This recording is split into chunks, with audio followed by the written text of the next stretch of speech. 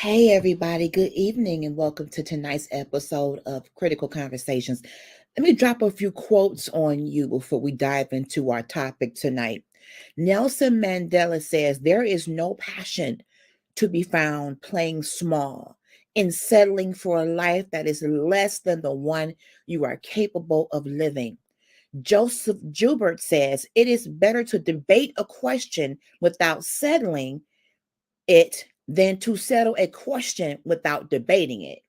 Rihanna says, "I always believe that when you follow your heart or your gut, when you really follow the things that feel great to you, you can never lose because settling is the worst feeling in the world." Tonight's topic is when less really isn't best. Why do we settle? Sit back, fasten your seatbelts, get your bottle of water. We're going to listen to Mook Star Dash's alterations, do some announcements, and then we're going to get into it. Let's go.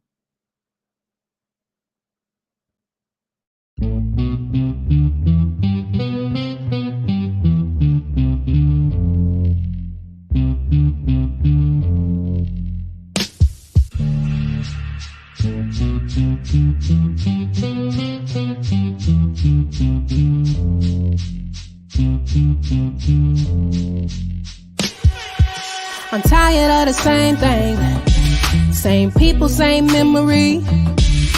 I can't let it hold me. Purple hair and a nose ring. People always judge me. I need God to do the surgery. He's the only one who can fix me, customize and alterate me.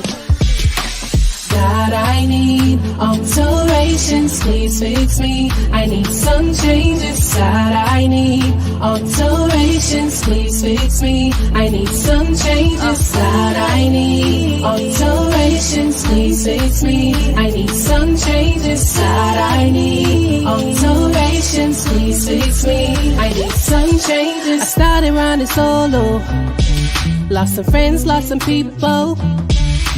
Trust me, only God knows. Conversations that I didn't know. Oh, I need some upgrading. Restore and make changes. What's not of His spirit, moving out the way. Religion tried to cut me, chain me up and mute my story. Ain't nothing gonna shut me up. I've overcome. Got my testimony. And everything that tried to stop me, no weapon will come against me. Let God do the fixing, yeah. Customize and alterate me.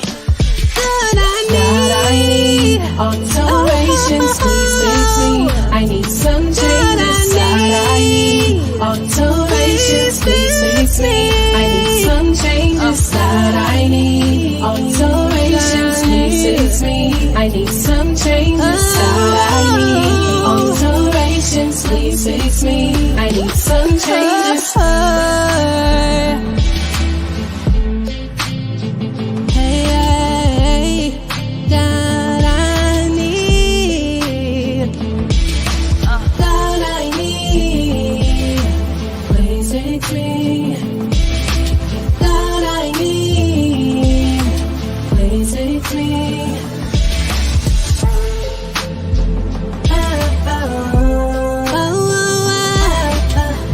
Oh, yeah. God, I need some changes.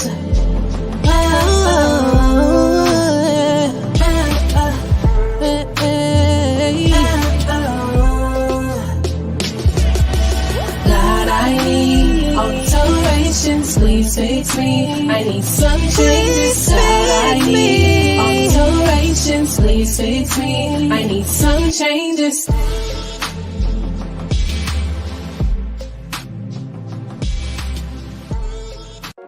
What is a critical conversation? Well, besides it being a conversation that needs to be had, a critical conversation also reveals important context, not only about ourselves, but other people in the larger world around us. These conversations educate as well as edify, heal, and entertain. Joy Latanya Harris Gooden, and she engages in critical conversations.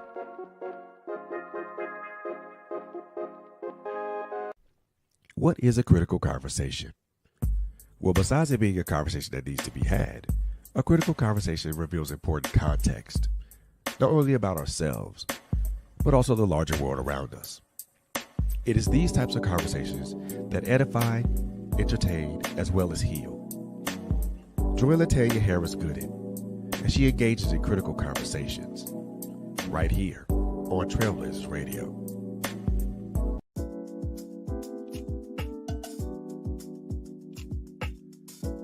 Trailblazers Radio has merch.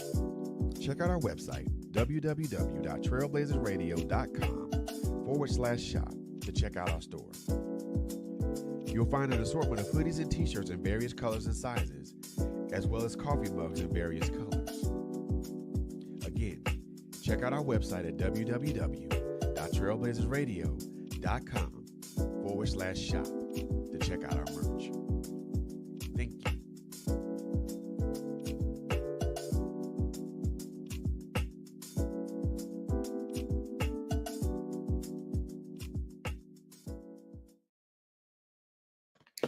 Hello, hello, and welcome back to our show. Good evening, everybody. It's Saturday.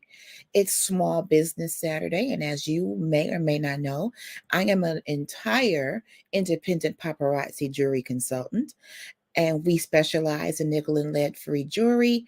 Most people know a lot about the $5 pieces, and that's really a big seller. But we also have the exclusive Z collection, the Bling of All Bling, our $25 collection, which you don't have to just wear to church. Okay, you can wear anywhere you want when you just want to be stand out-ish and blingish like that. So this particular month, speaking of Small Business Saturday, our promotion is when you purchase and join Paparazzi, purchasing our VIP pack, standing for Verified Influencer Pack, you get not only the standard 35 pieces of jewelry that you pick, the planner, the pin, the website, the wholesale pricing, but this month they're adding a free black vinyl jewelry tote that has clear pockets on the front, where as a consultant you can carry it with you and people can literally see some of the pieces that you sell. Is definitely an eye catcher. So when you're in the grocery store, when you're in the hairdresser, when you are at church or wherever you go, they'll see this bag with bling on it, and they'll ask you, how do I purchase that? What is that? And you can tell them about your business. So it's an excellent way to make extra money. We make 35 to 45% commission on our sales. The jewelry sales itself, anytime you see me on my podcast, I'm wearing paparazzi jewelry. On my live shows, wherever, even in the streets, honey, I am the billboard for my business. So I would love to have you on my team and have you become my business partner and team up with me and join the pink side. We have excellent training. We're able to build our own inventory, and you have your website that can ship out products for you. If you want to go that route, both ways get you paid. So I would love to have you on the team. I'll put my link in the comments. You can reach out to me. Would love to talk to you more about this opportunity.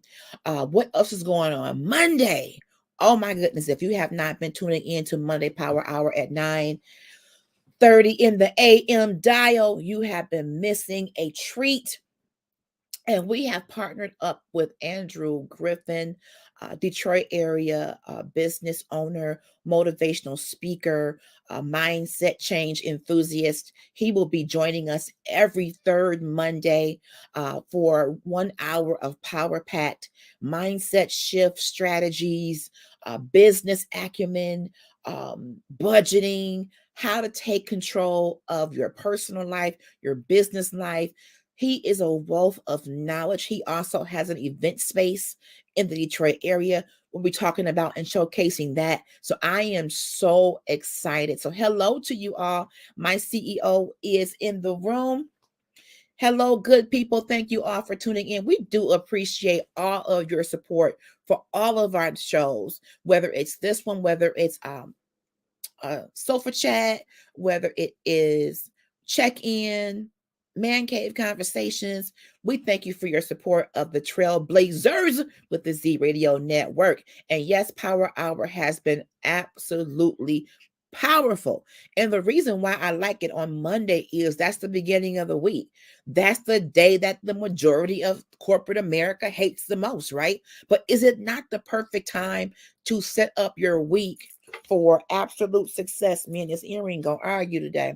For absolute success, and make sure that we are really setting our week up to where we're not overwhelmed. I talk a lot about being overwhelmed. Having anxiety means sometimes you really overload your to-do list, and the smallest things make you super, super nervous. But in Power Hour, we always have our calendars. We keep our calendar, and we talk about how do we strategize the must-dos, then the need to do, I kind of want to do. Some stuff is non-negotiable. If you work in corporate America and you got a day to pay payroll, you got to pay the people. You can't move that around. So some stuff you have to get done on a Monday. Then you may have some things that can kind of wait to Wednesday without messing you up. So we're going to learn how to make sure we are not inundating ourselves and having a clear level mind when it comes to our day to day, whether you are an hourly worker, salary worker, or entrepreneur, it doesn't matter. You can be retired. Time management is important for everyone. What are you doing with your time? How are you managing your time? That is incredibly important. Okay. So today's topic, when less is not best, why do we settle? What does settling look like? And as I've stated in the intro to the show, in the little description, the closer I get to 50 years old, the closer I get to this pivotal place in my life, I am looking at the fact that I did settle in a lot of areas in my life. I did second guess myself. I did make decisions based on fear and low self-esteem. Let me see if my boss want to come on the screen. He's in the studio right now. I did some things, and I put myself in some predicaments where I really could have done differently and showcased my own talent, but there was some fear and some hangups that made me kind of pull back. Settling can come. Hello, Mr. Beatty. Good evening, sir. Y'all welcome my CEO in the comments. Y'all welcome my CEO in the building. So we're talking Hello, about hello, and settling. hello. Good evening. I hope you've been having a good weekend, Mr. Beatty. How you feeling tonight? Feeling good, feeling good. You sounded Looking good. forward to this time. Looking forward to this conversation. No, this Actually, thing is about to be layered because I have just kind of come back from feeling under the weather. And when you're not feeling good and you're confined to your home, you have a lot of reflection time. oh If yeah, you will.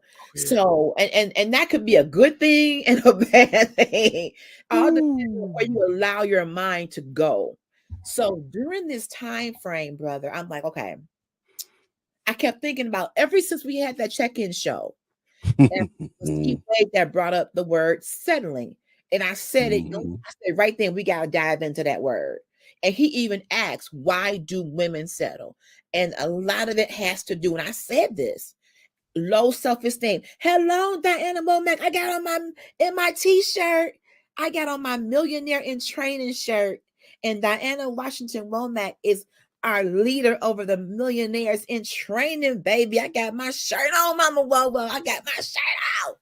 But when you settle as a woman, and we can tackle this angle first, and then we can kind of see where it goes. When you are in a relationship and you settle, a lot of that is rooted in fear. A lot of that is rooted in, I don't think I'll get any better than what I have today. I don't want to start over. This man may not be the best man, but he's my man and I know him. And it's not a lot that he can do to surprise me. He can be abusive physically, mentally. He could be causing you a lot of grief. He can be causing a lot of problems, but because he is familiar and there's longevity in that dysfunction, As women, we say, I just want to leave it where it is. I don't want to start over. And a lot of the settling can come from what you're being told. See, I was told as a younger woman, a big Black woman, you should be glad that I'm dealing with you, girl. Oh Look, man. look at your size. You cute in the face, but look at your size. You really ought to be glad that I'm even hollering at you. It's my pleasure, my Molo. I thank you for the support. You've been supporting me for down through the years. Love you dearly. I've been told that as a young woman. Mm. So then go back before that. I was told that as a kid. You fat, you dark skinned, and you got a whole Jerry curl. What we gonna do with you? What they got to do with anything? But I'm telling you, I'm telling you, brother, you'll be amazed at some of the things that people say. And a grown men told me, and let me just tell you this. This is why those of you who like online dating, let me tell you why it gets on my nerves. You can spend all these days, weeks, months talking on the phone with somebody, and they will fall in love with your voice unless they know how you look. See, we didn't have FaceTiming and cell phone pictures and stuff back in, and when online dating is not totally new. It started out as an old school chat line. I mentioned that before on a previous show. This is not really 100% new. It's just more modern and more technical. But we've been talking to people on the phone, chit-chatting it up for decades. Okay. So in my earlier years, 18, 19, 20, 21, and in that range, you meet people over the phone. And instead of meeting right away, you have all this conversation. Oh, we talking. And under normal circumstances, I would say talking is good. But here's where talking can go wrong. When you don't know how the person looks, your imagination is going to create a mental picture of what that person looks like. Okay. Now, I've been told, I ain't trying to be arrogant or flex or nothing, but I have been told that I have a pretty nice speaking voice. So I will come into the mix saying, let me tell you now, you might be envisioning Halle Berry, but I'm more like Freddie B. Run Stubbs, Fred Berry. Okay. I don't want you to be saying all this, oh, you sound so cute. Oh, you this. And I ain't saying I was ugly, but I hated when dudes would have this mental picture. Oh, you gotta be light skinned, you gotta be 108.2 pounds, you gotta be long hair. No, that's the exact opposite of me, sir. Well, when you say big, you mean big like Queen Latifah, or big like Monique, or big like what? So I will automatically overestimate my size. I would go, no, like Nell Carter, to see who the real BBW lovers were. I would rather overestimate my size than under. So we just talking. They in love. Oh, you sound so beautiful. I can't wait to see you. Oh, I'm in love. They dropping the love bomb on me. You don't even know me. You are in love with a voice. Girl 6. They see me as girl 6. It's a voice. So you finally meet. Okay. Hey, cousin Kenyatta, you finally meet. And the first thing out of a couple of the mouth was, you wasn't lying about being fat. I really want to use the N word, but I'm not. Person who lies about being fat. I told you I was a big woman. Who lies about that? Well, I mean, your voice. I'm not breathing hard like Jabba the Hutt. I told you I was a big girl. So now you're going to have me feeling all like I'm nothing.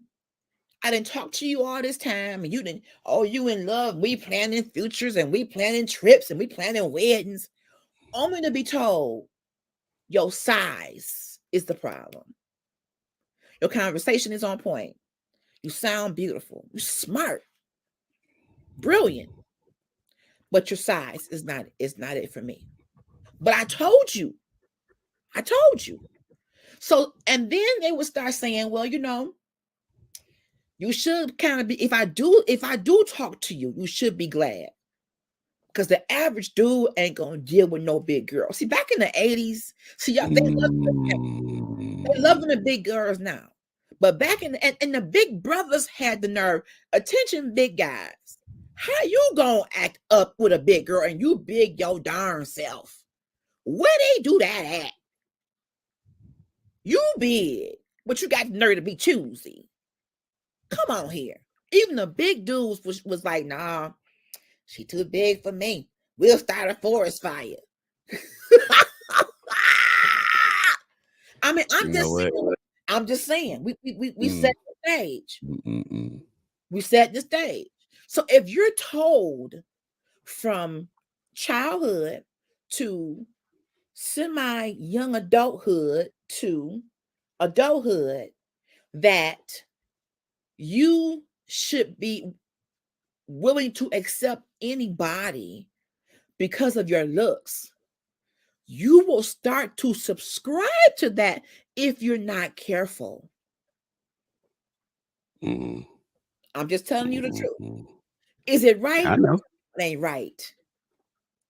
But I have to admit, a lot of that is still ruminating sometimes in my mind. Even when I got married and I have a husband who adored me, who was very pleased with my plumpness. He had no qualms about it. But that didn't take away my self-esteem issues or my body image issues on any given day. No, you gotta right. believe in yourself as a woman or as a human being. If you don't see your beauty, people can compliment you. I know people who are drop dead gorgeous. I mean, flawless. And they would tell you they don't see it.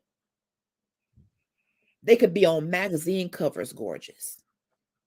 I mean, just skin flawless, hair, everything just in its place.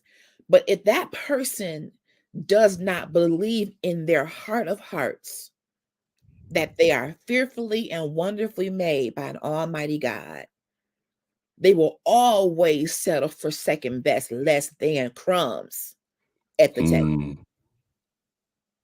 We settle because of our mindset, whether it's from childhood trauma, whether it's from people making fun of your smartness. Nerds got made fun of for being smart. The whole I remember that. I remember that. The whole Urkel thing. People look like Steve Urkel. Smart, different, eccentric. Bullying. You may think that maybe the popular opinion is that we should be over it by now at almost 50. Okay, I'll let you have it. But unless you are really processing through trauma, moving past trauma and rooted and grounded in God and in prayer and surrounded by people who are loving and that care for you and really have a good community, that stuff could literally be still sitting in your chest like a chest cold. I receive all kinds of compliments and I appreciate them. But there are times I don't see or feel what they see. And that sets me back. And then you got to rebuild. It's like when you've been going to work out, you love to work out, bro. And you've been working out and it's toning up for so long. And then you stop cold turkey. And then like, dang, I ain't going to go today. I'll start next month. I'll start on May 1st. May 1st come, I'll start June 10th. It's hard to get that momentum back. That's how it is with self-esteem to me. You can be feeling so good and something somebody says or does, or you put on a dress that used to fit you right and it's too small. A lot of us got COVID weight that we put on because we wasn't going outside as much. And that junk can mentally set you back. And you got to rebuild up to that point of loving yourself again.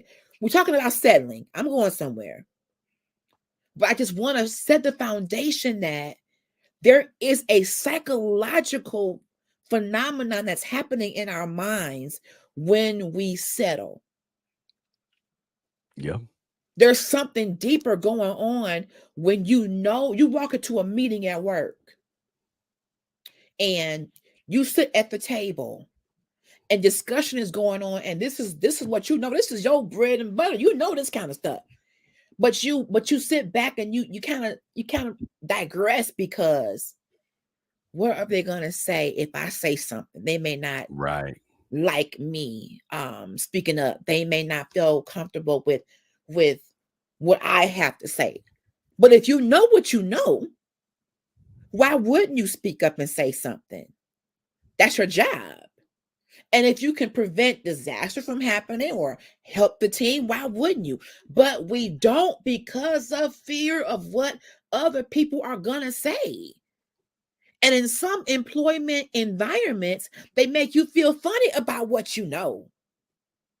Instead of saying, "Oh, I'm glad LHG is on our team. She's a wealth of knowledge." You get the side eye. Why is she even in this meeting? I didn't see her. I didn't see her on the invite. Who invited her to the table? So you settle for this background part when really Hmm. it's your season to be in the forefront, because God has anointed you, whether it's corporate. There can be a corporate anointing on you. You can be anointed to go into the marketplace and bring about change. You could be anointed in the ministry in church too, and in the streets. But if you are so fearful of failure, that's one thing right there. If I say something, what if someone disagrees with me? Or I may Yeah. say something and make a mistake. Well, so what? So what if you make a mistake?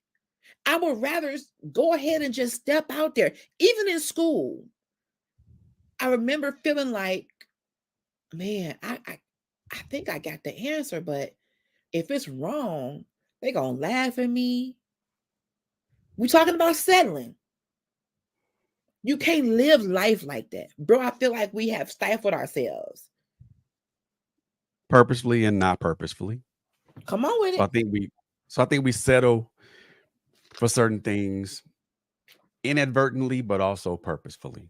Okay. And I think I can and I think when we settle for things inadvertently, it's and again, we're still talking about a mindset thing Yes. because it's something that you've been used to dealing with or used to an experience that you're used to experiencing for a while, then Yes. we get into that pattern of saying, okay, this is Mm. all I'm good for. So Come on. this is what I'm gonna take, or this is what I'm going to accept.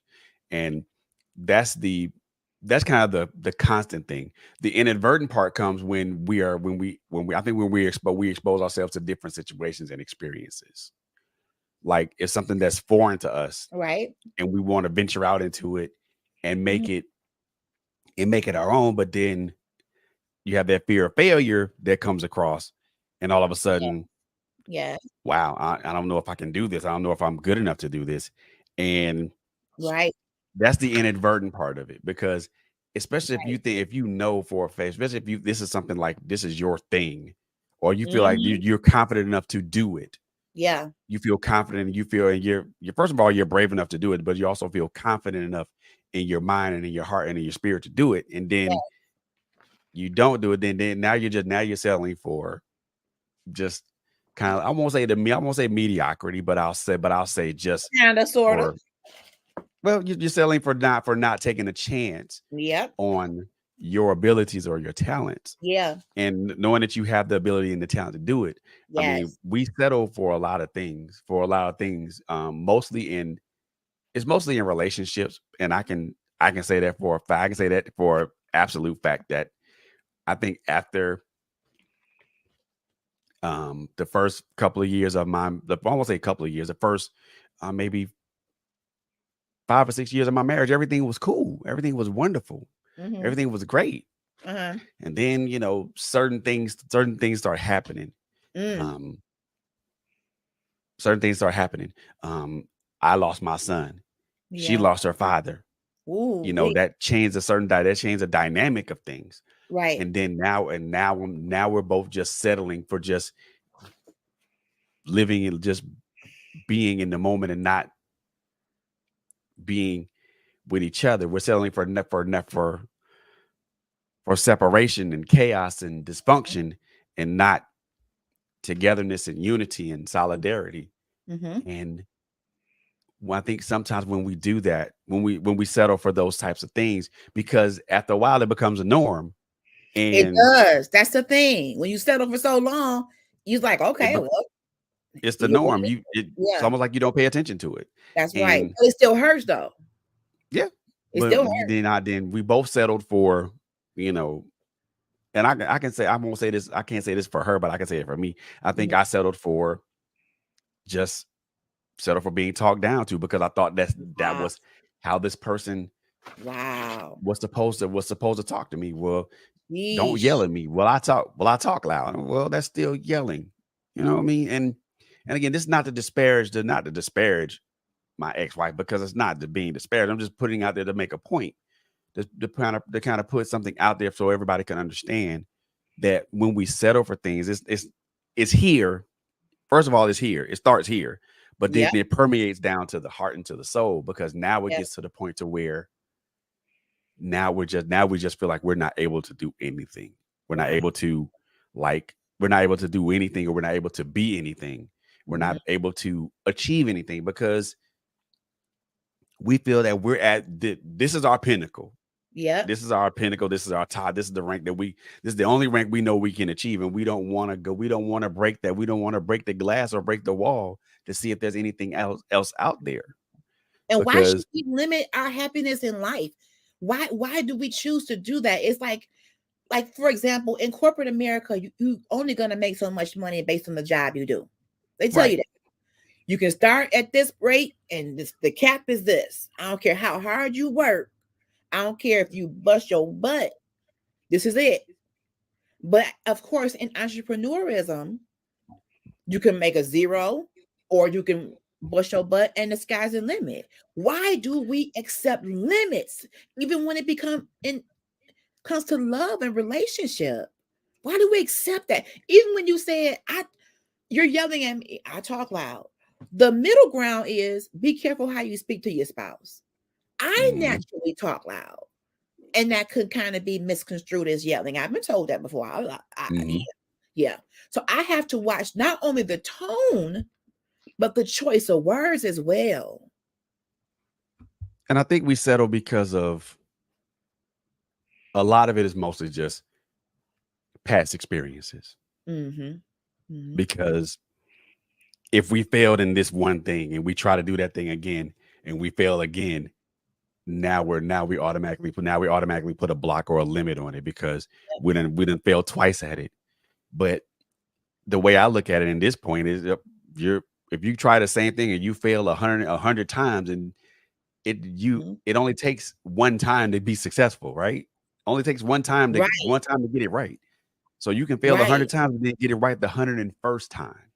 Yes, yes, That should exactly. that's something that's celebrated. I think the one thing I think we don't do anymore is that we don't. I think settling is also kind of a form of, well, I won't even say it's a kind of, or it's selling is a form of, disrespect to yourself. Because if Mm, you know that you are better, and you know that you can be better, but yet especially when it comes to corporate America and jobs, we settle for these jobs that we take them because we need the money. we need the money. We can be honest about that. Yeah. We take it because of the one thing we all need the money for it. Mhm. But then we limit ourselves by the quote unquote earning potential, or Yes. we limit ourselves because now we're just limited to the wall, to that particular wall. You're stuck in this customer service representative job, and you know that there's not going to be any chance for advancement Hmm. at all. Hmm.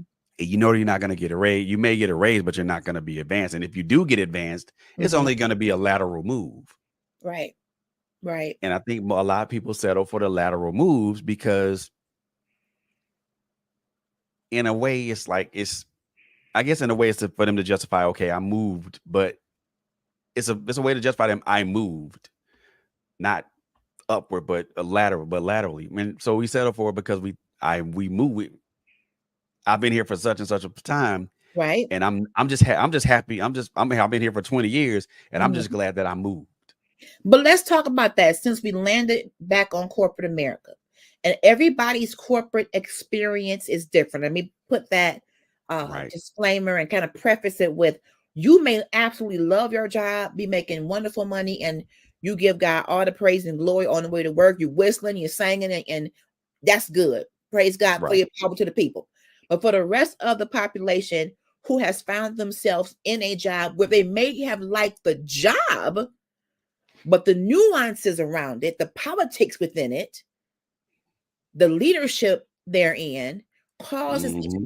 become very difficult to go to every day. Been there and done that. Oh yeah. So if you spend so much time in an environment where you are belittled, I'll put that as an example. If you have a leader that is constantly on you about every little minuscule comma and period and spacing in an email, and just nitpicking, and it's blatant that they're doing that to you and nobody else, why would you settle for that and not ask for a meeting with them? For one, have a meeting with them and say, I don't like when you do blank.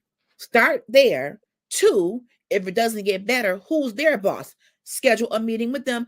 I tell you why, we scared. Well, if I say anything, then they I can might get fired. retaliate. But they not. But that's what HR is for.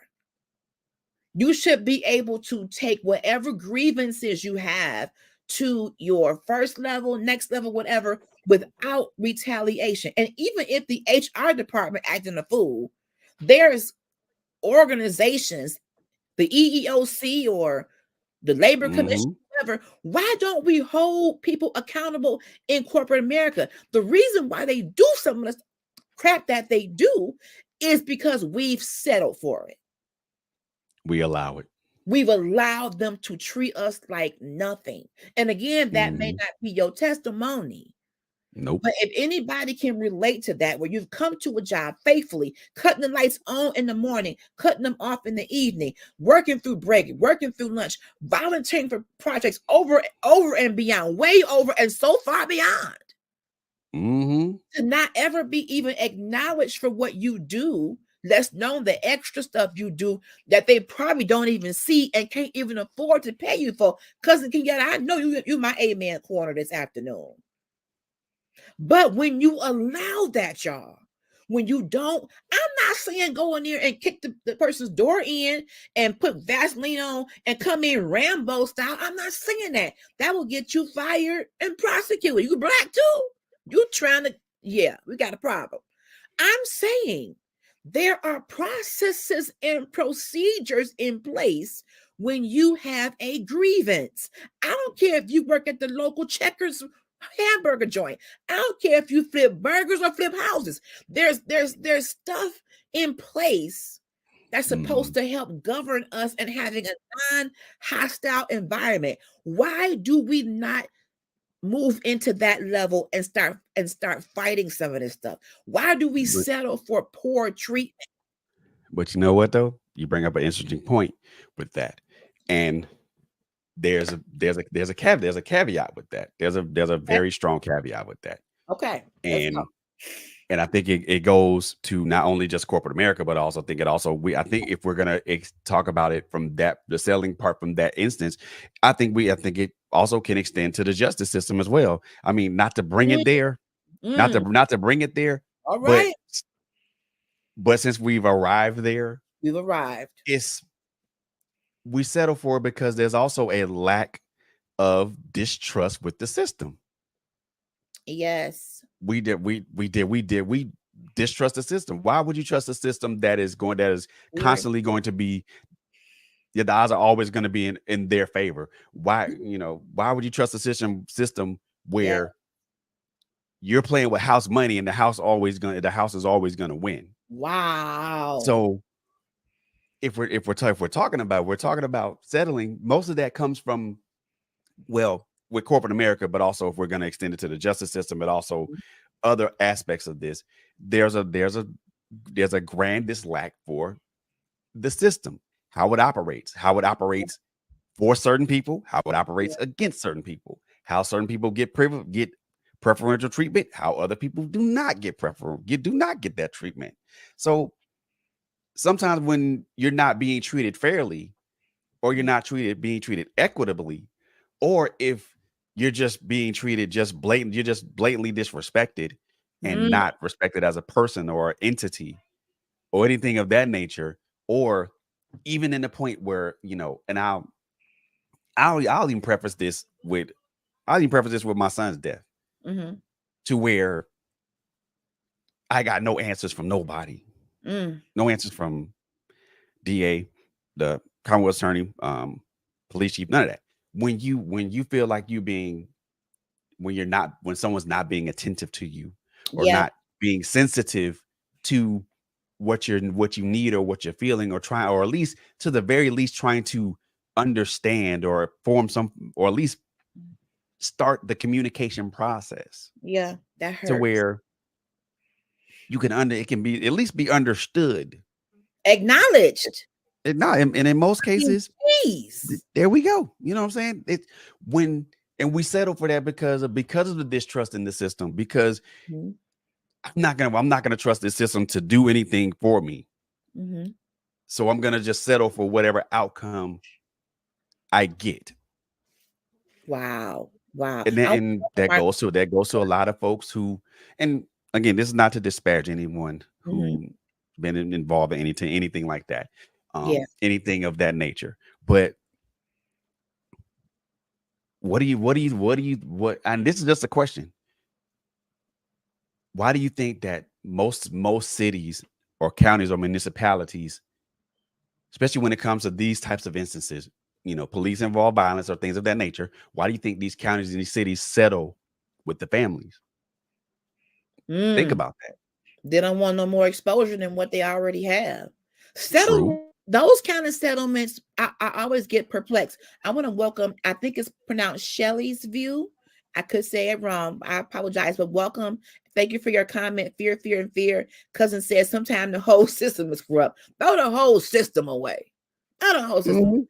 But when you look at stuff like that, when cases are settled like that, I used to always think, and maybe I still do, it was an assumption of guilt. But sometimes it's cheaper for them to just, okay, thank you, I said it right. It's cheaper for them to just pay it and just do away with it, Mhm. to not go deeper. Because and some people don't want to settle. They want to go as far down the road into trial as they can, because they don't even care about the money at that point. They want to expose a corrupt system.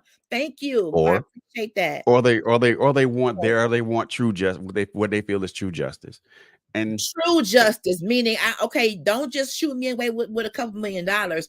I want the whole system exposed from the yep. rooter to the tutor, because so much has been happening, whether you're talking about corporate America, corrupt systems, or justice systems.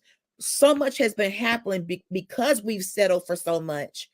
The system has become stronger and stronger and stronger, like concrete, because people Mhm. are afraid to fight and afraid to challenge it. Now, here is the cost of challenge: it's a corrupt system.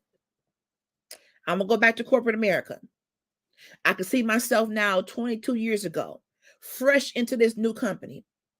I came in working my tail off. I had a plan. I had a career plan.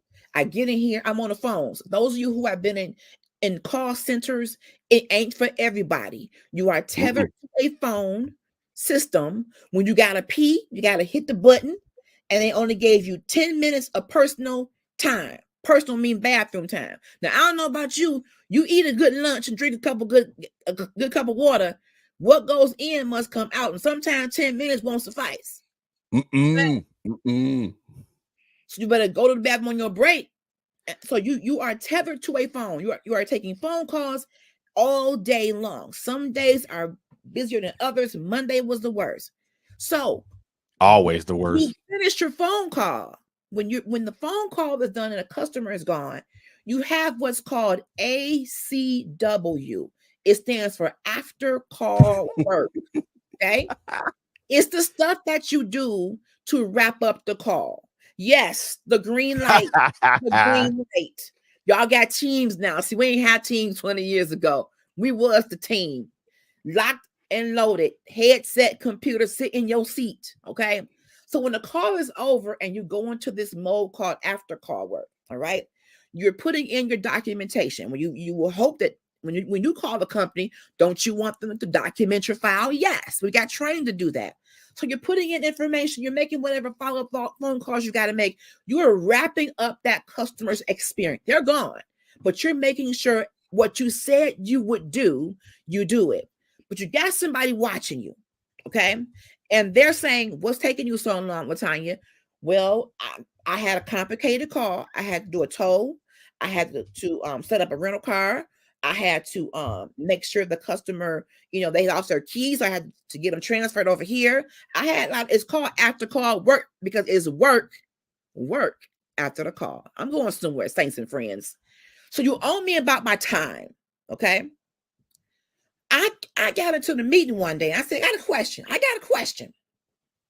Y'all preach customer service. Y'all preach thoroughness. Y'all preach one-stop shop. Don't hand it off if you can help it. Y'all preach get this customer taken care of. Y'all preach customer satisfaction. Y'all preach get in here and do the dang on thing.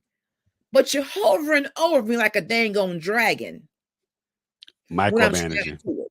Which one do you want? Do you want fast or do you want efficient? Okay. Do you want quality? Come on. That's it right there. Do you want quality or do you want quantity? Now, if you want me to take 200 calls a day and 189 of them is wrong, I would win the award for having the most calls. But why? Mm-hmm. You're going to reward me because somebody else had to go behind me and fix all 189 of them. So in the meeting, I raised my hand. Let me tell you what the cost is to challenge a corrupt system. You just might be seen as a troublemaker. Upstart. Let me get some water. Hold on. Upstart. They might label you as a rebel rouser. Okay? Yeah. First call resolution was exactly what they called it, Kenyatta. You are the first line of connection. Finish it. Mortal Kombat, finish it.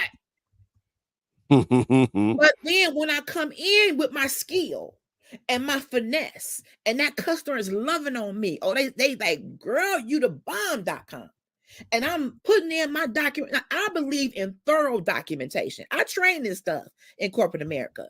When you read my notes, you should not be like, what is, can y'all, what? No, when you read my notes, you know what's happening, what the call was about, what I did, and what need to be done. But you coming down on me about my time, but you can eat on my stuff. So I said, question, managers, do we all know what ACW stands for? Just can we? You do know what it stands for. After call, there is work. So I'm gonna need y'all to back up just a little bit because many of us, are actually working after the call. Now, if you see me across the room asking my coworker where she want her pizza in the after call work, you got a right to come tap me on my shoulder. But if you come by my desk and you see what I'm doing, you see what applications I'm in, why you on me like that?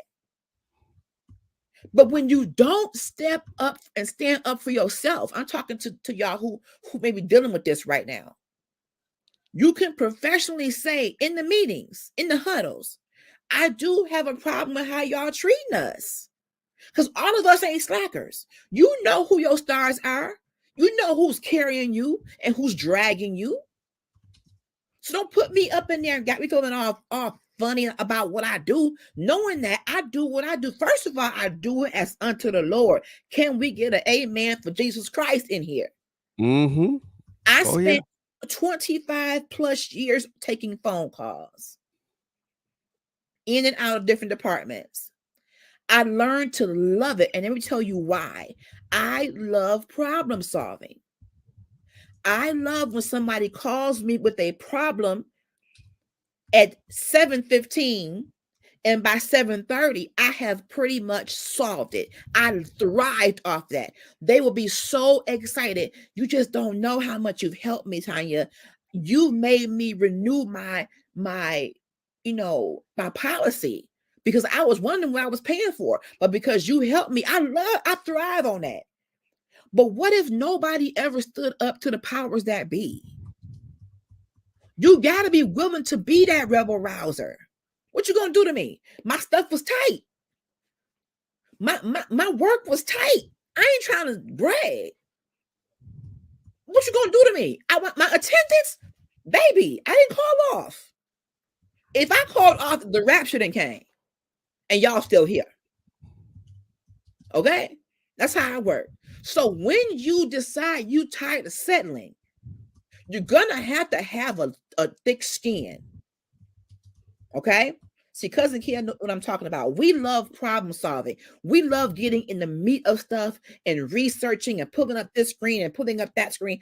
I love that kind of stuff. Love it. But just know it's good trouble. There it is. When you are standing up for yourself, whether it be in a relationship, in the workplace, in a ministry, wherever you find in the justice system, when you know that you have done your due diligence, you've come to work when you're supposed to, you in your seat when you're supposed to, you don't abuse breaking lunch, you don't abuse personal time. You wearing a dang on depend, don't go to the bathroom. You got on a whole depend. So you ain't gotta go pee. You that loyal. You that loyal. Okay. But until you get that tough skin, they're gonna keep coming at us. Y'all gotta unite. We got a comment. It says the cost of challenging a corrupt system.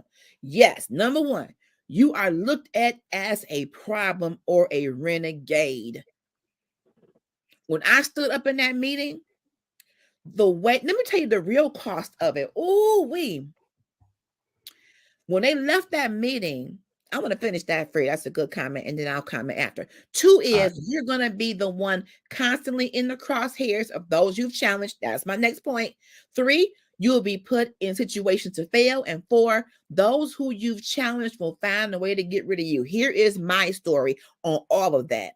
When I stood up in that meeting, you immediately get the attention of the bigwigs. Who is that? What's her name? How's her attendance? How's her stats? She a troublemaker, because if she start talking to them and get them riled up, we got a problem. How we neutralize her? Okay? Be prepared for that. So here's how they got me. Out of all the calls I took, baby, you can eat your egg off my stuff and not choke on no lint. That stuff was clean as a whistle. All right? How they got me was when it came down to the schedules. We used to have what was called a shift bid, where you would have all these shifts and you had to bid on them. And depending on how your stats were, stats meaning your after call work time, your personal time usage, the calls you take, whatever, accuracy, all that kind of stuff. Depending on what your stats look like, you would get to bid first and get the best shift. So here's how they got me. Knowing that my numbers was the highest in the center, they put out a poll. Would you consider rotating Saturdays? Oh, rotating? That sounds fair. Why should somebody get stuck working every Saturday? Even if their stats not that great, they want to go out and have a good time with their family. I would consider rotating. Because I said yes to that poll, they stuck me with a bold shift. Oh yeah, they gonna do you. Stats They was gonna tight. do you dirty. Stats was tight. They said, well, because you said that you would rotate, we gave you. How in the world, if my stuff better than anybody across both of these centers, that I work 3 to 11:30 at night? How? That was because you answered that one thing, and they it was figured payback. that was the thing. That was the thing they imagined or thought that it was going to push you out the door, and because they put you on, man. It did, because guess what? The evening shift came with shift premium. Baby, you just patted my pockets. Thank God for my family who kept my baby. I worked that late shift. First of all, we got less calls in the evening and made more money. By the shift being so late, we got an extra 15% per hour. What the devil mean for evil? I'm telling you, gotta turn that thing around for good. The rebel rouser, I worked that shift. I sure did. I made my money. I sure did. I sure did. And now the first thing I thought about though, y'all, I'm telling you, cousin Kenyatta, I've seen God use some stuff. They were trying to get rid of me and make me want to quit. And I'm not saying I didn't want to, but I didn't want to give them the satisfaction. But what I will say in all honesty, to retaliate, I want to tell you, don't put nobody with me to mentor. Don't come to me to train nobody. Don't ask me to write no job material. I was so close. Ain't doing it. But I did do it. I'm gonna tell you why. I wasn't giving them no ammunition against me. Be careful when you stand up to people and they're watching you. You got to be so careful with your movements. One wrong move. Oh, see, I see it. She ain't got no real leadership capabilities. See how she changing now. She mad. She in her feelings. Nope. At first, I was going out applying for all other kind of jobs. Fred, I'm gonna be honest, I was mad. How y'all gonna trip me up into this bold shift? But I had to think about it. When they want you out, they will stop at nothing to back you in a corner. You gotta be strategic. You gotta confuse the enemy. It's just how they say in the Bible, it says, if you resist the devil, he'll flee from you. Because you confuse him. How you praising God in the midst of that storm? I'm confused. You should be broke, disgusted, and crying and kicking, and you over here giving God the most radical praise, baby. I had to go spiritual. I'm sorry. That's who I am. But I had to be smart. When you stop settling for stuff, you're gonna ruffle some feathers. You're gonna have the spotlight on you. That means your stuff gotta be clean. You can't be late to work and complain about stuff. You can't be calling off. You can't be slacking and then want to be part of the rebel rouser team. No. We confuse them, cousin Kenyatta. And you confuse people. You confuse the people who work for the devil. When they think, oh, she gonna quit now because she mad. She gonna quit now. No. I kept on working that bold shift, but making my good shift premium. Yeah, I miss having my baby in the evening when she come home from school, helping with homework. I had to have my daughters live with my parents, basically, because I wasn't going to go pick her up at midnight and drag her home. We had to do a lot of shifting because of that. But again, it worked out because I had a strong support unit. I made my money. I met different people working that shift. Come on. Look, I met some of my best friends I still have now working the late shift. Come on. When you have the Lord on your side, go ahead, bro. I think what people get messed up or confused is that a cornered animal is a dangerous animal. Listen, you see, if you're gonna put me in a corner, nunchucks, baby. You're gonna put me in a corner, I'm gonna fight, but I'm gonna fight with the right strategy. That's the key. And you have to be careful as a Black woman. We are already the angry Black women as soon as we even ask a question. That's the label. Oh, she's angry. She's Black and she's angry and she's fat. Take cover. Hurricane Katrina Part 2. We don't like her. We don't like her. We don't like her. Why would somebody want to take cover from a question? They don't, because I've learned that in some corporate situations, they take questions as combativeness. No. The last time I checked, when I became a leader, a manager, or a supervisor, my job description says I am supposed to support the department, meaning if I have suggestions, ideas, concerns, it's my job to bring them to the table. So now you're mad because I don't just say, okay, to everything you bring to me. No, that don't make sense. Let's talk about it. Where's the whiteboard? I am the person who loves the whiteboard. Let's whiteboard the idea. Let's flow chart it out. Let's talk about it, because they love to make these decisions in high places. and don't ask the folks who do the job. And then we end up struggling with it. No, no, no. Not on my watch. I'm not that kind of I'm not a settler in that respect. I got questions. Questions. Oh I'm yeah. sorry. I But got all a but the moment you ask the question, oh, well, she's combative. No, I'm yes. asking a question. It And, makes I'm and asking a that question. was I happening got to me legitimate last night. concerns. And I'm supposed to be able to ask questions. It's just like, and I hate to bring this part into it, but think about child rearing and child raising. Mm. Back in the 80s, ask a question and see don't you get smacked back into your mama's womb. Question. What question you got? Mm-hmm. Kids didn't have a voice. Mama, I got a question about why am I on punishment? Because I said so. Mama, I got a question because you Well, they said ain't answer. that I shouldn't do this, but you do it. Smack. People don't like questions. But I'll tell you what questions do. Sometimes questions expose the fact that the people making the big money don't know jack. Mm-mm. Not a They're thing. making 6 figures plus to pull everything out of you and get the credit for it. Oh yeah. So questions will make me become the smart one. We don't want her asking questions because she knows too much. Utilize her. Get her out of here. Get her out of here. Get her out of here. We got a comment here. Sometimes some of your coworkers will say, "Oh, here she go asking." That was me. That was me. Here she go asking a question, while others will thank you for saying what you said because they were afraid. Exactly. See, here is the. I'm so glad you said that. And here is the other part of standing up for yourself. You got the people who are saying, "Here she go," but them same people come back. I'm glad you said something, girl, because I was thinking that. And then you become the union steward. Now they want to give you a list of questions. No, no, no. No. That's your own. That's your own dad burn We question. in the whole meeting.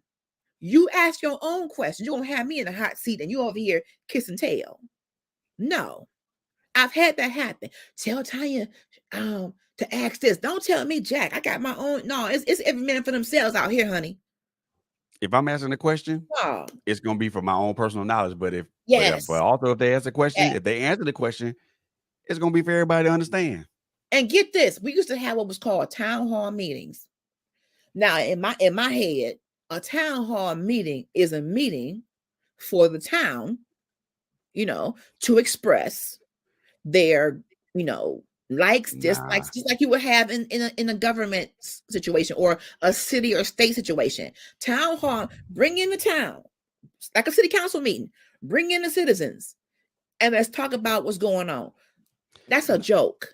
When they have those Them meetings meetings in are corporate America, oh man. sometimes they want to sit there and tell you and dictate to you, but they say, "Why we have time for questions?" They would tell us before we get there, "Don't ask no questions. Ask us your questions." Huh? Huh? Are you telling me when I get to the meeting, when you go down to that meeting, don't be asking no questions? We want your questions before you go asking them. No, No. no, Ain't that the reason for the town hall no. meeting? No, I shouldn't have to give you my question for you to scream my question. I'm a part of the town and I'm in the hall. So the town hall meeting is for me, a town citizen, to express my disdain or whatever to whoever's at the microphone. We got a Yep. comment. People with less experience get promoted. Come on. But when you have the experience, you don't really get the promotion because you speaking up. You are Yep. seen as a threat. But The guess what? biggest one. I don't care. See me how you see me. I will always keep it professional. One thing about me, I talk my junk at home when I get to my family. But when I'm at work, I'm gonna keep it professional. I'm gonna keep it 100% diplomatic. However I feel is how I feel.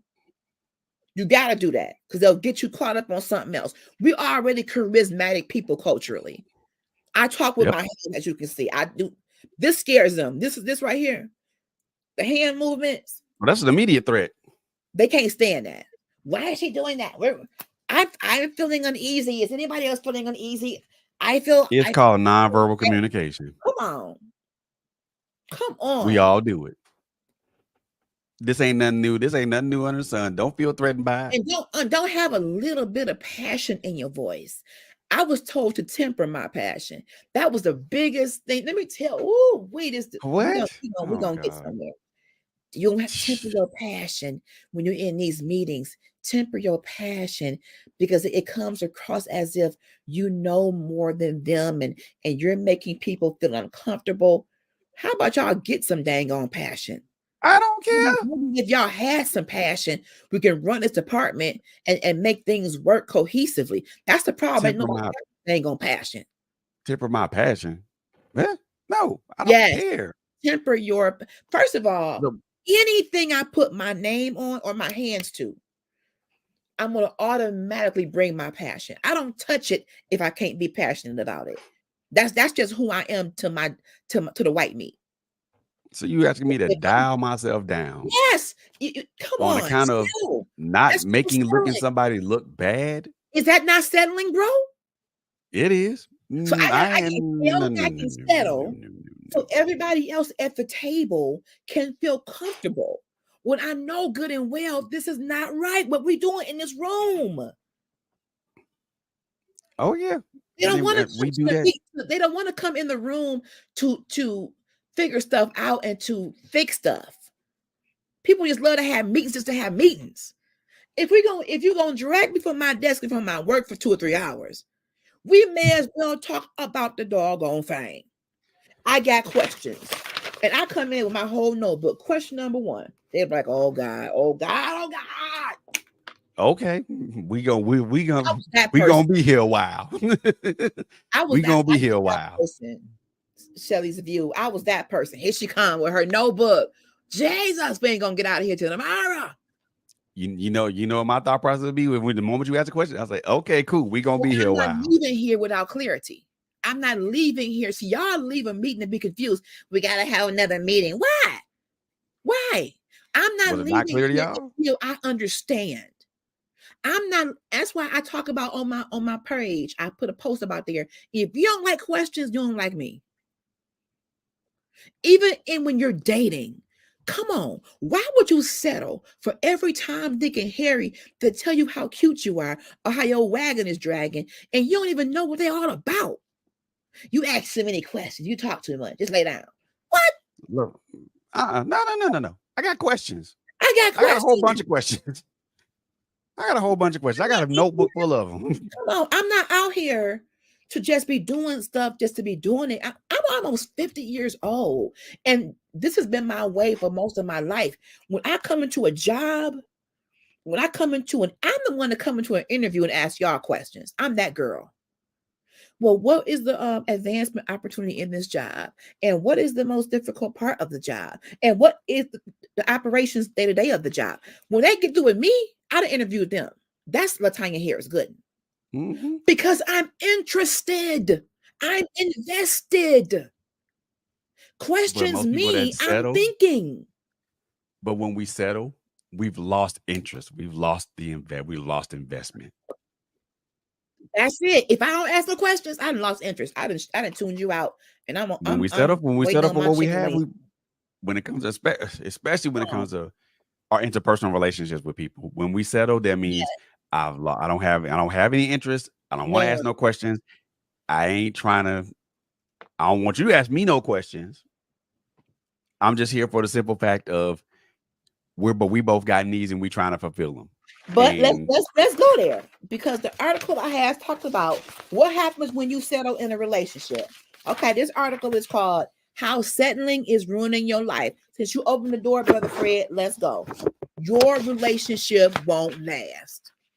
mm, I'm reading it verbatim. Your relationship won't last because if you're settling, it will eventually catch up with you. yeah, Settling means you ain't even happy. You resent, right. you get a little bit more resentful every day you settle. You may think you're good for a minute, but every time you look at them like, dang, I don't even like you. But you here, so whatever, what's for dinner? The next day, dang, it's you again. So you might think having a man, having somebody, well, I just want to have somebody. That's cute for the pictures. It's cute for the likes. It's cute for the shares. That's cute, whatever. But if you settle for the wrong person, it ain't going to last no way, or you're going to be freaking miserable while you're dealing with it. Destructive. Totally. Totally. They say if you can't be with the one you love the one you with. Ooh. Look at this comment right here. Look at this comment right here, sis. Oh, You become roommates. Roommates. And when you get into that roommate situation, not lovers, roommates. So how I look married to you, and we roommates in this house. Now the world thinks that, oh, what a beautiful couple. What a beautiful, they're just so cute. They're just so I could just kiss them. But we going through hellfire and brimstone in the house. Listen, come on. In the car. Can't even get in the house. Can't even have a conversation without turning into an argument. Come on. And it goes back to the dating process. It goes back to what are you doing with the data collecting time period to see who is this. Now I hear people saying people change. Yeah, but sometimes them red flags, them red comforts, them red curtains, them red sheets was already there. But you settled. They already turn the blind eye. Yeah, I understand. People do change. I get it. People can literally create a whole facade and have you thinking they are the best thing since sliced bread with a good piece of Kobe Jack on it. Yeah. Look, gotta be better about that intelligence gathering process, peoples. Change is growth, but we don't like to grow. We don't. Oh Lord, change. how mercy. And a lot of times when we get in a rut in a relationship, I don't want to start over. But you're going through hell in it. May as well. You'd rather go through hell with this person because you've been with them for 20 years than the prospects of starting over with a better suited person because you don't want to change. Now, I ain't telling y'all to go out and leave y'all spouses. But if y'all ain't both willing to do the work, what work, LHG? Whatever it's going to take. Give and take. Whew. Another reason right there why people settle. Jealous when you go out there. When you are in a situation, and this could be a friendship and not just romantic. This applies to different kinds of relationships.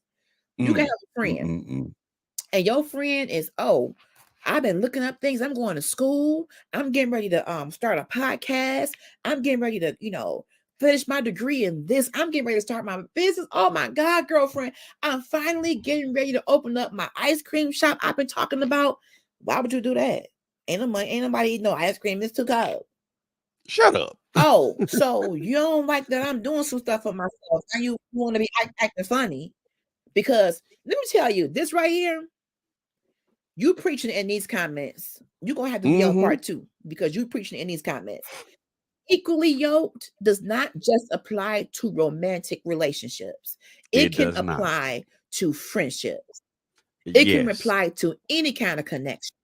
Because when you are investing your heart and soul into something, into a connection, and there really isn't any true compatibility, maybe let's go to the romantic side. Maybe you are physically attracted to this person. Aesthetically, they are everything that you could have ever dreamed. Shades of brick, house. When they open their mouth, and no shade to the brick houses out there. But when they open their mouth, more to that. He can be dark, tall, handsome, chocolate, almond, raisinette, junior mint, all that. My favorite candy. Yeah. But if you only gonna stay on the surface and you're not having conversation to get some revelation about your situation, I feel my pastor coming out of me now.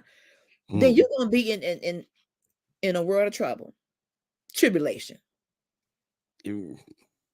For real. You got him. Because resentment is the strongest emotion to me that will have you teetering on the edge.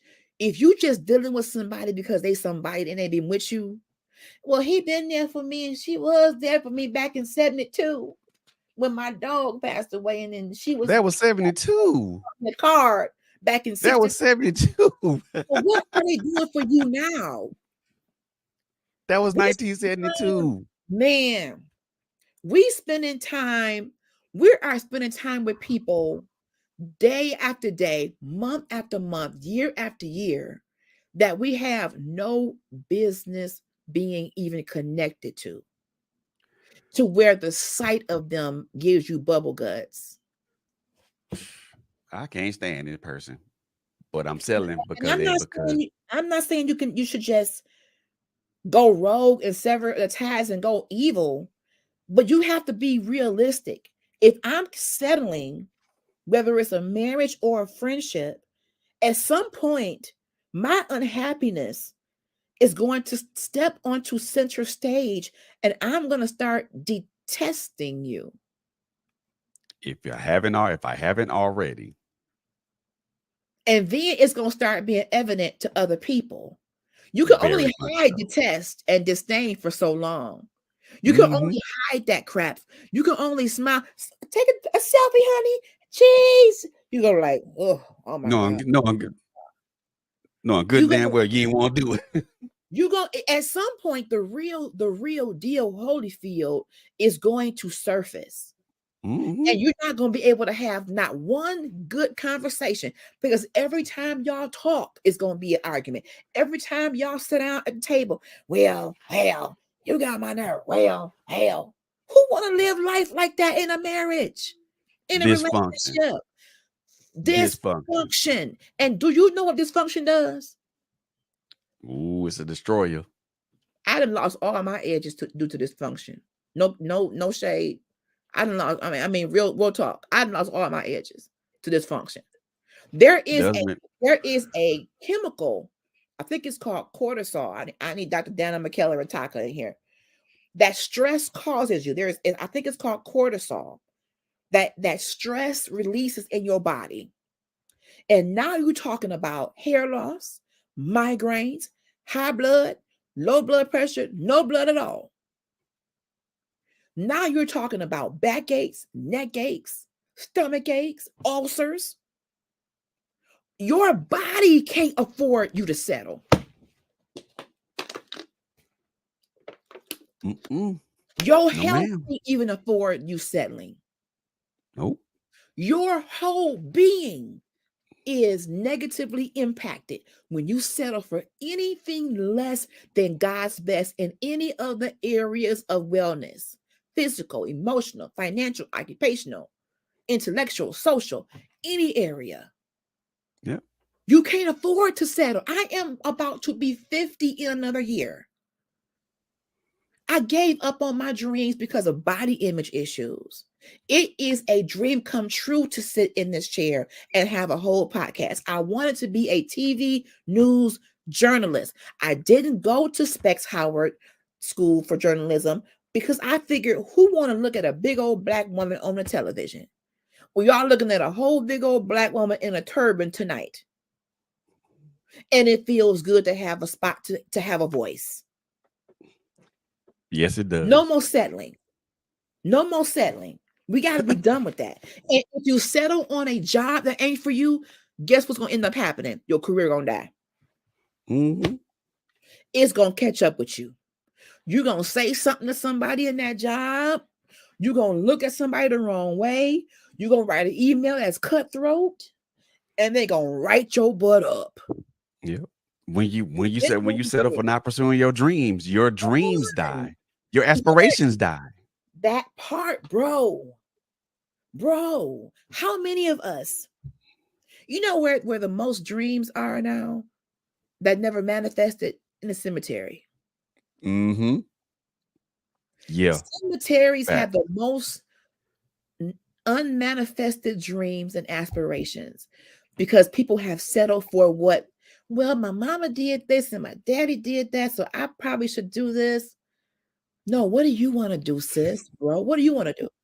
Dreams and aspirations die too because you are exhausted. You can't even work on your own vision because that 9 to 5 has depleted you. I would not have been able to do this podcast and work where I worked 2 years ago. I wouldn't have been able to do both. I could barely do my jury and work a 9 to 5. The job took so much time, so much energy, so much of my mental capacity.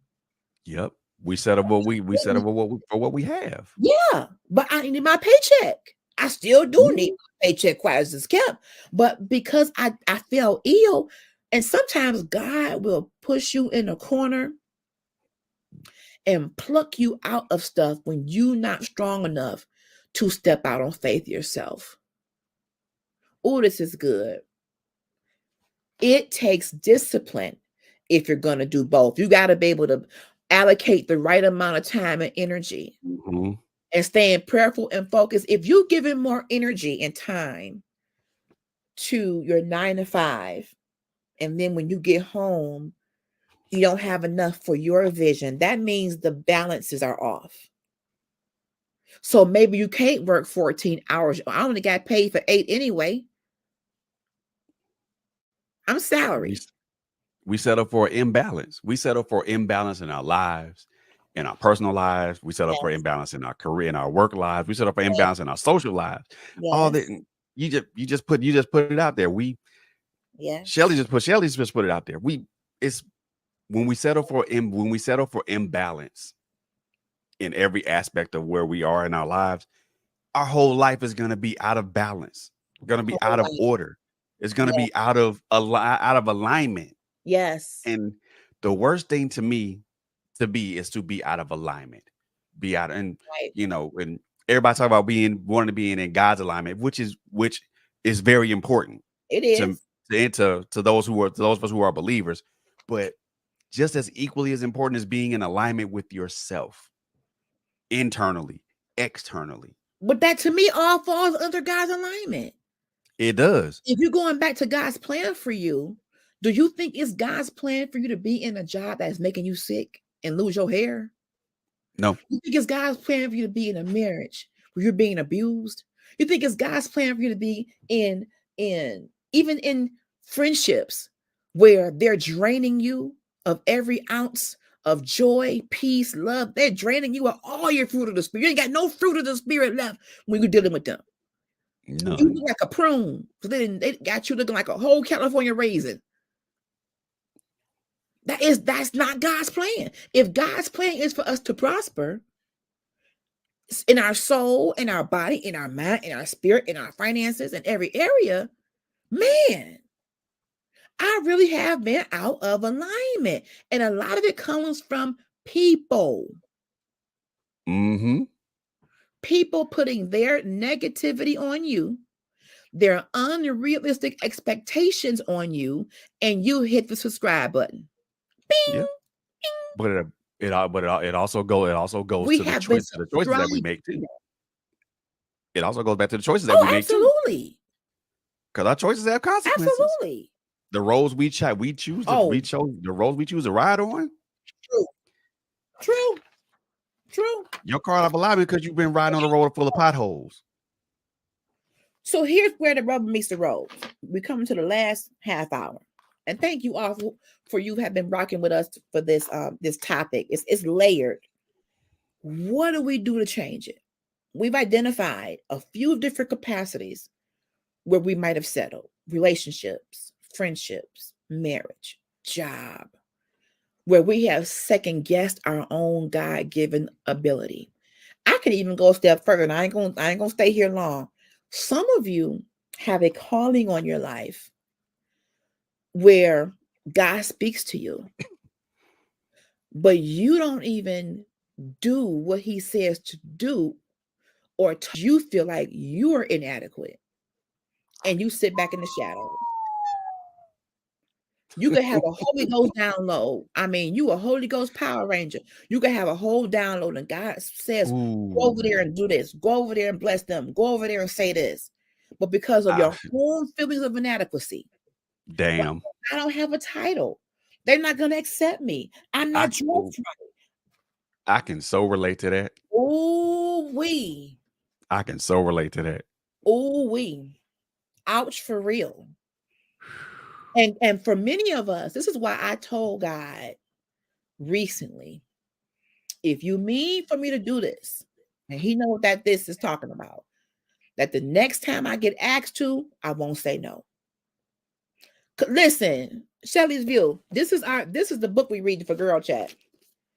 Killing Comparison, because you on fire tonight.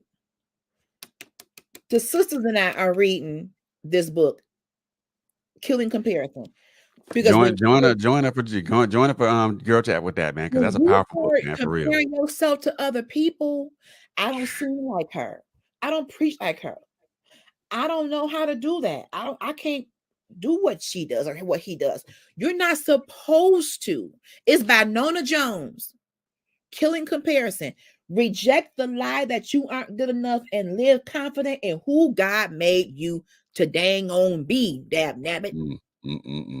Come I on. just can I can Self so relate to what you just said. Oh my sabotage. God. And God has given us, each one of us, I stand on this, y'all. I believe that everybody was given an element of greatness, something very great inside of you innately. Here's the thing. It's called a seed of greatness. But if you're not watering it, if you're not tilling the ground, if you're not giving it the sunlight, whatever it needs to grow and to cultivate, it dies. When you settle for less than God's absolute best, your seed dies. Your seed withers away. So no matter how nervous I am to get up and preach on April 14th at God's Grace Church of God in Christ for Women's Day, guess who's gonna do it? Shaky knee hands and all. Because I told God, if you mean for me to operate in this capacity, if this is what you mean for me to do, then open that door. And I won't run from it no more. I don't know every scripture. I'm not the best Bible scholar, but I know how to Me study neither. the word. I know how to pray. And God has given me something to say.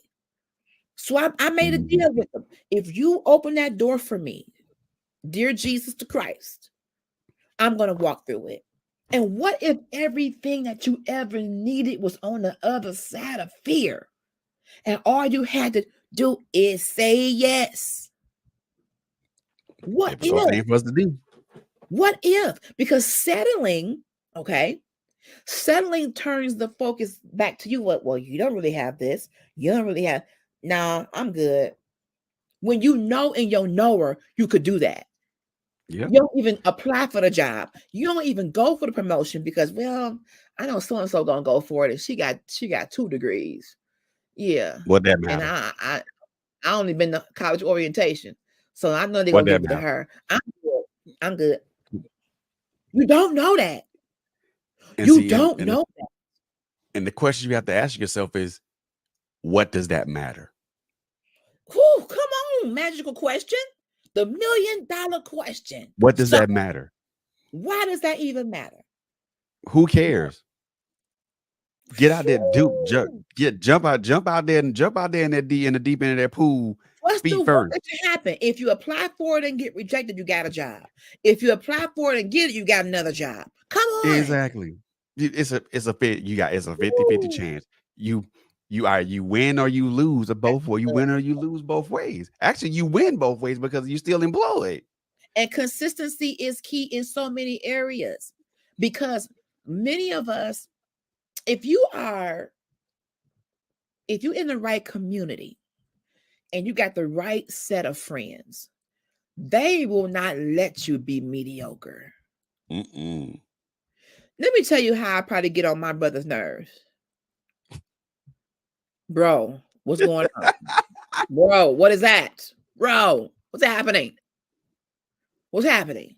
Talk to me. What's going on? What you going through? What's happening?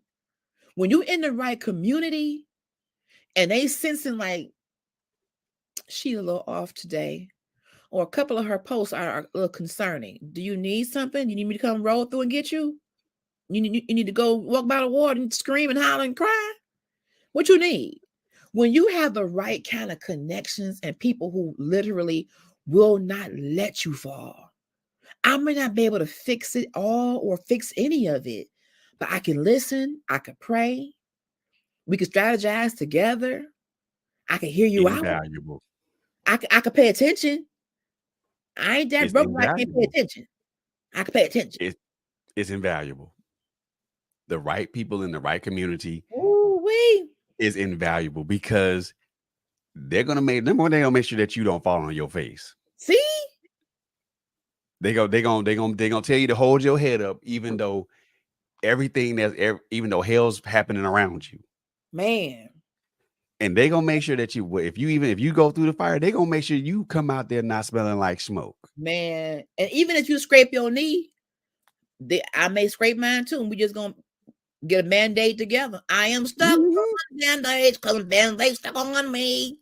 We're The gonna right community keeps us grounded, but it yes, also keeps us from going into that settling part because right. the right people in the right community will hold you accountable for your Oh, thought process baby, if you ain't getting accountability in your friendship circle, fire them. They are the weakest link. Goodbye. quickly.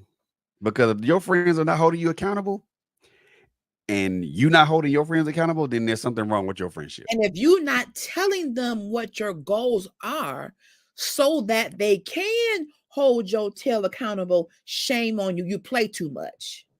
Shh, you playing. Stop You play playing. too much. I can't do friends like that. If you Mm-mm. coming to me saying, "Oh, hold me accountable, sis. I need your help, sis," and I'm gonna come hard. Mm-hmm. I'm hard. I know me. I could be a little overbearing and forgive me. Sorry, not sorry. But my intentions are so pure because I don't want anybody out here feeling like they by themselves. Exactly. I don't want anybody to be left behind. Like, I mean, friendships, this is nothing to be playing with. I mean, when you little, you don't even know what friendships mean. Is until you really get to a point where, dang, they've been my friend. You've been rocking with me through some really tough times. We got to Mm-hmm. come in here. And if you fall, they are there to help you get back up. Don't make fun of you. Don't tell your Mm-hmm. business. Don't be leaking out confidential information. Come on. They gonna dust you off. Come on. Thank you for And they tagging. gonna I say, appreciate you doing that. They will be there. When a woman go in the bathroom and she thinks she cute, and she go to walk out and she ain't check all the parameters, and her girl behind her and she catch that slip hanging, come back here. hold up, wait a minute. Your whole tailbone is out. You don't feel that air, girl? Come here. Your Hold whole on. Let me booty is out. Your whole buttocks, your whole gluteus and the maximus is out here exposed to the galaxy. Get on back in this bathroom. I'm and I not gonna think let you people walk down the holy convocation aisle like that. and I think people kind of Mm, mm, mm. confuse that with being a good friend. They confuse the settling with being a with as confused as being a as compared to being a good friend. If I'm a good friend to you, I'm not gonna allow you to settle for anything less than Oh, what I think what I believe your best is. that's right. That's right.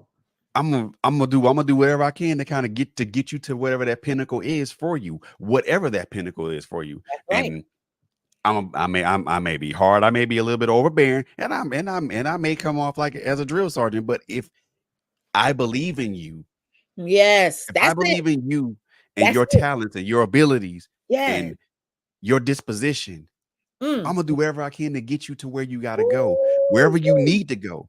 And even if you get to the door of where you gotta go and the Come on, door's locked, hey, don't worry about it. I got a key. Here you go. come on, come on. The Walk belief, in. Go ahead, walk in. that belief. Everybody who was in my circle, everybody who I call friend, sister, brother, I believe in them Mm-hmm. 200%. And you ought to feel that in your friendships. We don't have to agree for me to believe in you. No. We don't have to see things the same way for me to believe in your vision. Nope. I am going to support my people that are out here doing the doggone thing, trying to come up in the world. And I never subscribe to the statement that it's lonely at the top. It's Because I not. don't plan on being there by myself ever. Ever. I don't like that.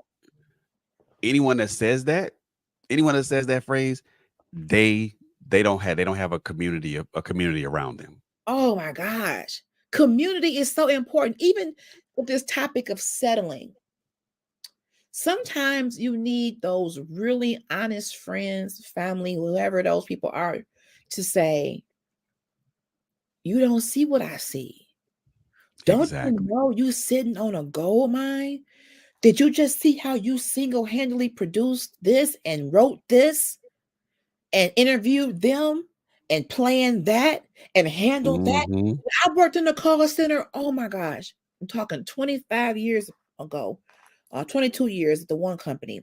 When we had a tough phone call, you know how those of you who worked on the phones, some of those customers who yeah, Yeah, them just type. no matter how kind and hospitable and accommodating you are, they push all the buttons because they want you to flip off on them, but you just won't do it. So what I used to do, because you couldn't tell by my voice that I was having a bad call, I would always keep my same smile in my voice. You know, I understand that, Mr. Johnson, and I apologize for that. But what I want to offer you, and they bam, I'll put my hands up like this. This is how I Mm-mm. diffuse my spirit. Like when they went up, I had to come down. Whoo, whoo, whoo.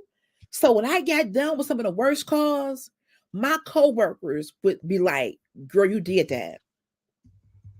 I want to throw my headset down and go in my car and say, "I freaking quit." They'd be like, "Girl, you did that." And I even had coworkers go tell the manager, give her a kudos, because she been working with this man for 2 hours. And by the end of that call, he was like, "I'm so sorry for how I talked to you.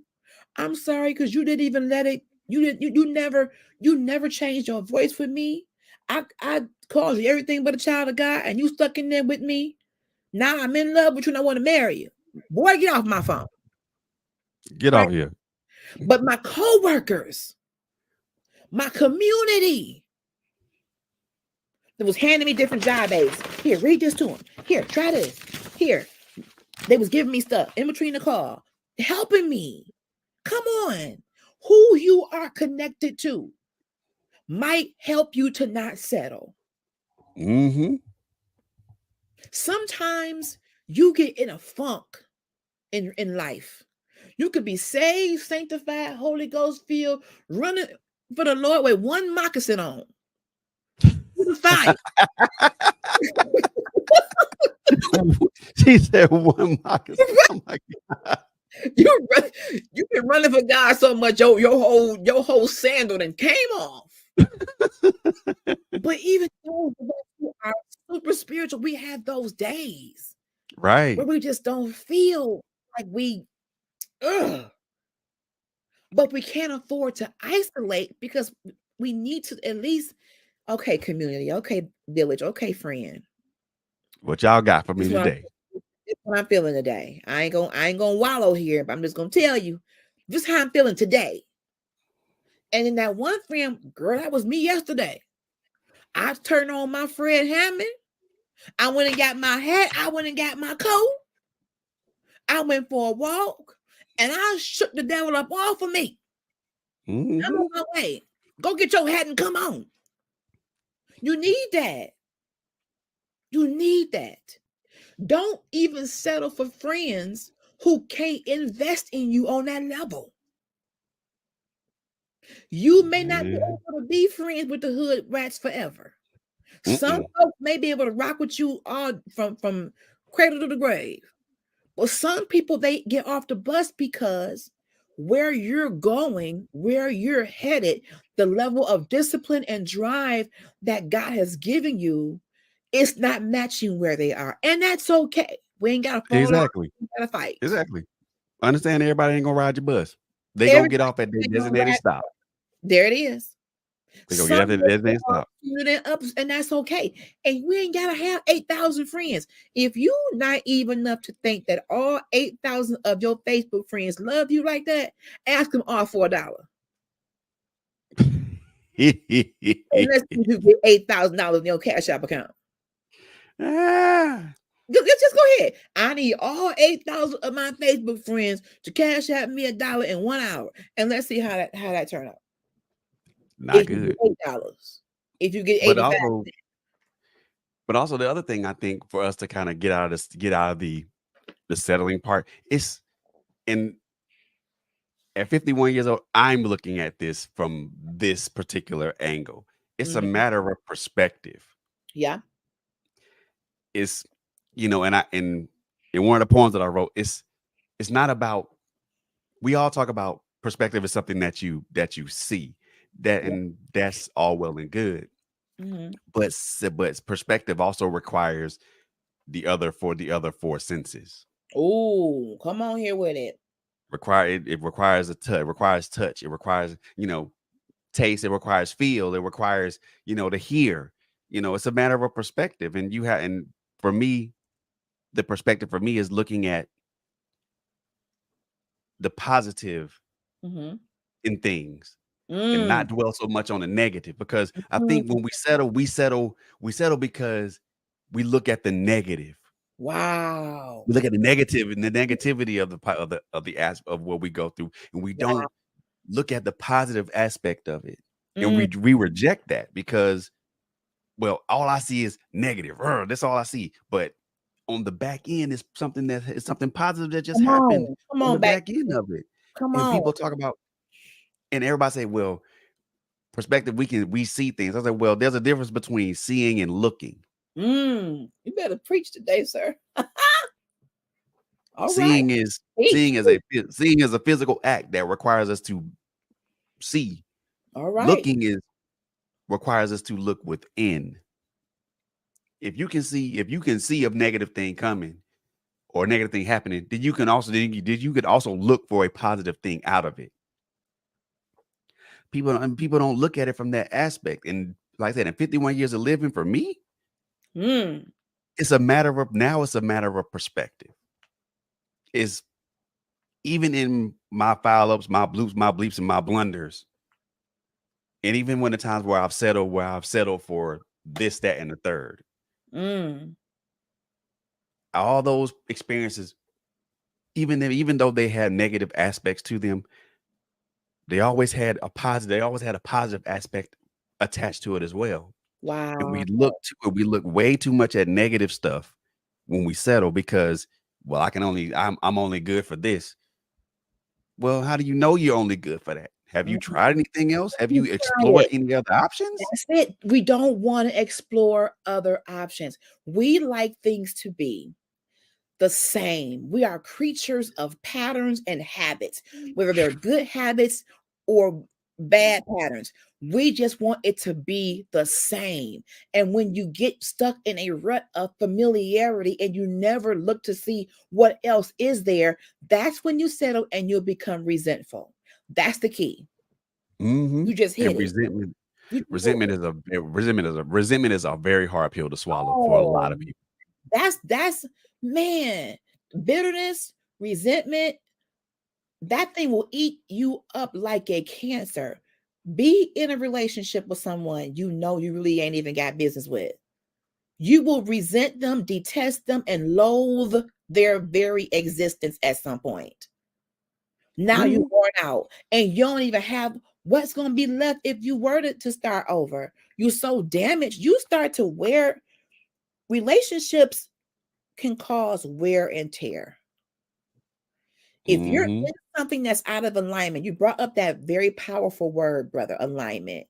If you out of alignment and you still driving that car, or there's work that has to be done, you're not doing it. At some point, that thing gonna break down. You I Mhm. don't care what kind of car it is. It could be the finest of luxury cars, but if you're not doing right by the insides of it and the maintenance, and you out of alignment, and you or out of gas, at some point, there's nothing left but two hollow shells of people. I'm looking at you, looking at me like, dang, you get on my nerves. I mean, even in the most nice times, y'all find a reason to argue. You have to grow into compatibility. That's a good point. You become empty, depleted, even in a job. Mm-hmm. And you could be good at the job, but at some point, what if God is calling you to the next level? But you're so fearful. Well, if I apply for that, I got to go back to training, and I'm not used to being a student. I'm used to being a teacher. That was me. That was me. I'm doing Miss Transparent right now. It took me a while to move out of that one department. It's all I knew for decades. I kept peeping over there. I wonder what they do over there. I wonder what y'all doing over there. What y'all doing? I want to know. I, I'm curious. okay, so I got to apply for the job. Look at all these qualifications. Okay, I have that, but I don't have that. I don't have that. I could get that. I could work. I've done that. Okay. Whew. Just go and apply, Tanya. What's the worst that can happen? Just go and apply. They can say no. Right. And like, they can say yes. And much to my own surprise, they said yes. And here come everybody else. We thought you loved this. We thought you would never leave this. I'm not leaving what I love. I'm opening myself up to something new. Look at this comment right there. This is the one thing that's settling. That's Our settling does. zones that really We ain't settle. that comfortable all the time. At the end of the day, We settle because we want to be in our comfort. We want to stay in that bubble. the bubble. We want to stay Why? in this pattern. We don't want to change. Many of us have pushed up against change all of our lives because change can be uncomfortable. But in my job, our saying used to be the only thing consistent is change. Yep. We had so many changes in our department. You would get a piece of paper that would say effective Monday, do it like this. Okay, good. We're going, all right, I got it. By Tuesday evening, effective Wednesday, don't do that. What? Like, dang, I was just getting used to this because change was coming so much. But when you deal with a customer-based company and the customers speak and you got to shift, look at what COVID did. People now got to have chats. They don't want to be on hold with you for 2 hours. They want to be able to click a button and chat. Hey, is this covered? Hey, am I on? Hey, we had to come out of our comfort zone. But change is even more prevalent in a relationship. Oh my God, it needs to be. Especially when two people are in a romantic relationship or even a friendship. Yeah. And change happens. Yeah. Yeah.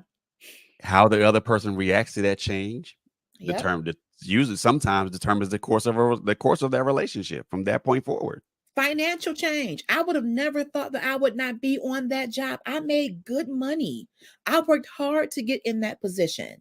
I would have never thought that I would not be there today. Mm-hmm. So when you are in a relationship or a marriage and something as devastating as the loss of a major income happens, how do you recover? Somebody gonna have to pivot. Somebody gonna have to, I mean, if there's sickness involved or some kind of, change can shake stuff up, but it can also show you what you're really made of. Sink or swim. If I say it for better or worse, if I say it richer or poorer, if I say it sickness and health, it's not just something cute to say, people. It's meant. It's what's supposed to. It's meant. I'm supposed to have your back. Whether we got to downsize, streamline, if we got to come from the big house to a small house, the big car to a small car, if we got to take our luxury car and get a banana boat caravan until we can afford whatever. I'm with you though. I signed up for this. I'm rocking with you. But one thing I will say, and I think this is something you can agree on, and everybody else that's watching can agree upon. Change is the one thing that is the most uncertain. Ooh. And the one thing that we are the most afraid of. The uncertainty, the fear of I'm stepping on ground that I can't see. I think that's called faith. I know God has me. I know he said he would never leave me. I feel him pushing me further out into this area. I'm going to step without knowing. Picture those, if you look at Facebook, those exotic places where they have these things where you can walk on glass across a bridge, but the bridge is glass. You're looking straight down into the creeks, 200,000 feet below, but it's glass. Like, would you do that? Like, no, I wouldn't do that. But that's kind of how faith is. Yep. I don't know what this is. I don't know where I'm going. I can't see. Lord, where you at? I literally gotta trust that your word is what it is. You stepping on solid ground. Does it really matter where you does it really matter where the destination is, or does it really matter where the destination is as long as you have faith? We feel that God owes us an itinerary. He said No. he knows the plans he has for us. He didn't say, I know the plan and I'm gonna send you a copy to your email. What's your email address? That's not what he said. Now, if he chooses to reveal, that's on him. But he doesn't owe you a play-by-play of what he wants to do with you every day and how he's going to bless you and how he's going to keep you. He just wants you to obey and acknowledge him so he can direct your path. Even better question, sis. Direct the Even path. better question. What's Even that? better question. If we got the play-by-play, would we still follow it? And that's why he don't give it to us, because we wouldn't. Well, I don't like this turn right here, Lord. Why we gotta make a right on 7 Mile? I don't like 7 Mile. Well, that's why he don't give it to us. That's it. Jeremiah 29:11. For he knows. He said, for I know the plans. As long as you trust me and I know the plans. If you get in the car with me, you good. You my driving, and you trust that I know where I'm going, and you're in the passenger seat, you trust in the driver. Okay, well, hey, Lord, you got it. Jesus, take the wheel. Listen. My thing is, and this is me, and this is something I think a lot of us can equate to, for those of us that like to be around the water and like to be around the pool. I'm gonna, if I know how deep the pool is, even if I don't know how deep the pool is, I'm still gonna jump. But I'm going to jump feet first instead of head first. All right. Because if I jump in head first, I'm gonna crack my skull and I ain't gonna be able to come back up to the surface. But if I jump in feet first, okay. Even if I sink to the bottom, my feet hit the bottom of the pool, I can push myself back up and come to the surface. Come on up to the top. Come on and rise up. And so it doesn't. I mean, so come on, Maya Angelou. And like faith is what we don't see. What we don't see, what we don't hear, what we can't touch, what we can't feel. But you gotta know it. That's the thing. It's a belief. You said that word. I believe God. I believe his word. I know he said I am the lender and not the borrower. Yep, I borrowed $10 from Pookie last Wednesday. I'm gonna pay him back. But I still know I will not always have to borrow. I am above and not beneath. Even though somebody makes me feel like I'm beneath, that's not where I belong. Faith is a belief system. When you stop settling, this is what the article says. This is how you stop settling. Number 1, get radically honest with yourself. Come on, trust God. Man. Radical honesty. Anything when you say is radical is a shakeup. It ain't the norm. Radical honesty. Who did God say I am? And what have I learned throughout the years? If you're going to go to the corporate side, what skills and abilities can they take from me if I go somewhere else? Nothing. Can I cut my skull open and say, there goes some customer service right there. Get it, scoop it. Yep, we got that back. Okay, she can go now. No. What they can't take none of that from you. Come on. So at the end of the day, is what you afraid of really worth being afraid? Not really. I mean, fear has crippled us in so many areas of life. It's kryptonite. So the one thing I leave with you all, and we're going to do a part 2 next Saturday. Get honest. So that means, here's what the article says. The truth is, you already know exactly what you need to do. Settling isn't about not having options. It comes down to deciding whether to ignore that voice that lives inside of you or not, God. Settling means you look at a situation and you hear the whisper that says, we want something else. And you choose to stuff it down into the bottom of your purse. Come on. When you hear that voice, I want something else. Follow it. What do you want? What do you want? Do you even know? That could be why you're settling, because you're not even sure what you want. Maybe it's time to go back to the basics and write the vision and make it plain. We got to get out of here. Thank you, Brother Fred, for coming on a spare notice. I didn't even get to half my notes. Thank you.